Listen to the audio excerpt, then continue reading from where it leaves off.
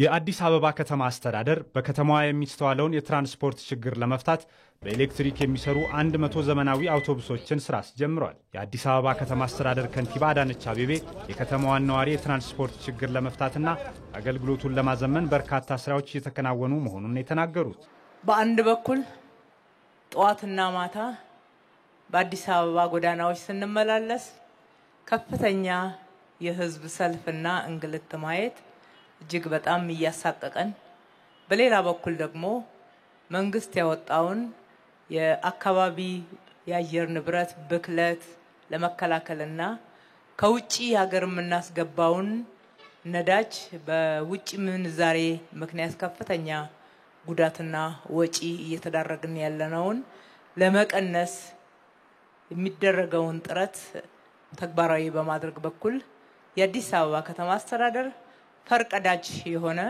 እርምጃ በመውሰድ እነኚህን የኤሌክትሪክ አውቶቡሶችን መግዛት ችሏል። በተለይም ባለሀብቱ እንዲሳተፍ በማድረግም አገልግሎቱን ምቹና ቀልጣፋ ለማድረግ እየተሰራ መሆኑንም ገልጸዋል።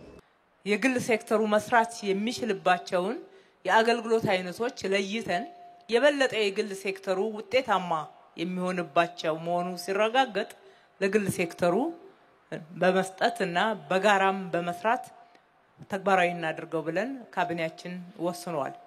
በዚሁ መሰረት የመጀመሪያውን የትራንስፖርት ኦፕሬተርነት የበላይነህ ክንዴ ግሩፕ እነኚህን አውቶቡሶች ገዝቶ በውሉ መሰረት ከማቅረቡ በተጨማሪ የመጀመሪያው የትራንስፖርት ኦፕሬተር በመሆን በግልና በመንግስት አጋርነት ወደ ተግባር ያስገባቸዋል።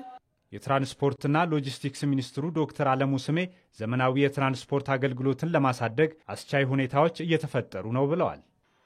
ኢትዮጵያ ውስጥ የሚገቡ ተሽከርካሪዎች የታዳሽ ኃይልን እንዲጠቀሙ የማድረጉ ስራ በስፋት እየተሰራ ነው ያለው። ዛሬ ወደ ስራ የምናስገባቸው መቶዎቹ የኤሌክትሪክ አውቶቡሶች የዚህ ፖሊሲ መፈጸሚያም ናቸው ማለት ነው። አዲስ አበባ ምታምር ብቻ ሳይሆን ጽዱም አየሯም ለዜጎች ተስማሚ እንዲሆን የማድረግ ስራ በትራንስፖርት ሴክተሩም ከተማ አስተዳደሩ እየሰራ መሆኑንም የሚያረጋግጥ ነው። የአዲስ አበባ ከተማ ነዋሪዎችም የትራንስፖርት ችግርን ለመፍታት የሚደረጉ ስራዎች ተጠናክረው ሊቀጥሉ ይገባል ይላሉ። ረጃጅም ሰልፎች ይዘን ነው የምንሳፈረው። ከዚህ አንፃር አሁን ይሄ ትራንስፖርት ደግሞ ወደዚህ ዘርፍ መቀላቀሉ ጠቀሜታው ከፍተኛ ነው። በጣም ትልቅ አስተዋጽኦ አለው። ፖዚቲቭ የሆነ አስተዋጽኦ አለው። እሱ ምንድነው? አንደኛ ክራውድዱን ከመቀነስ አንፃር የተወሰነም ቢሆን ክራውድዱን ይቀንስልናል። ሌላው ደግሞ ኤሌክትሪክ ናቸው።